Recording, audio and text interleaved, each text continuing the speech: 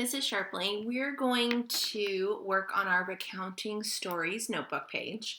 All right, I have my 2 pages glued in already just to save on time. So if you aren't at that point, then go ahead and pause the video and cut out your 2 notebook pages and get them glued in. All right, so today we're talking about recounting stories, okay? And recounting stories is basically when you are giving a summary or a retell of your story. It's going to be a shorter event or a shorter version. So I'm going to go ahead and write up here that a summary or recount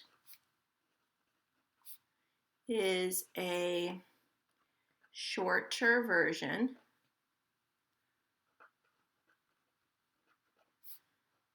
that shares the main events.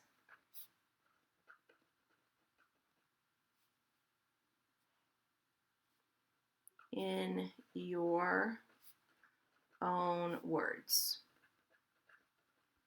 Okay, now I know I write fast, so if you need to pause and catch up at any point, you do that, okay? So to write a summary or a retell, you're going to ask yourself some questions, okay? You're going to want to know about who those main characters are, and that's your somebody, okay? So I'm going to write main characters so you can remember to ask yourself about those main characters, okay? You're oftentimes going to ask about the setting, where the story takes place. You're going to ask yourself about those main events that are happening in the story.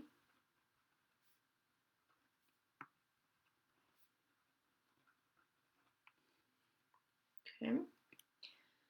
Then you're going to start to think about your problem and your solution. That problem is going to tie into what that somebody wanted, but it didn't work out the way they wanted. There was some kind of issue, okay?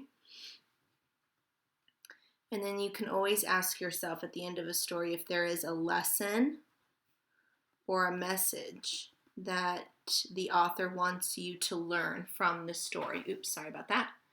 All right. So somebody wanted but so then will always be very helpful for you when you are giving a summary of a story. Many of you know that I used to teach 4th grade, and even 4th graders, you ask them to do a summary, then they will say somebody wanted but so then, because it's a great tool to help us remember. Somebody wanted but so then. Okay? All right, so the other part of our notebook page today is breaking down that somebody wanted but so then, okay? So somebody is going to be your main character. Wanted is what that character wanted. But is going to be the problem. So what did the character do to try and solve the problem? And then is how the story ended.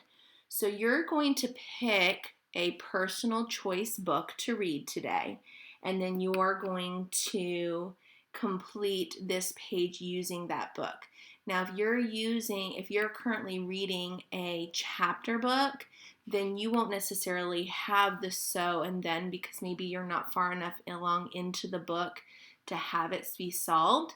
So my suggestion is for you to pick a picture book or a shorter story to be able to use with this page. So this page you're going to use with your personal storybook, okay? All right, I hope you guys have a great day, and we will see you soon.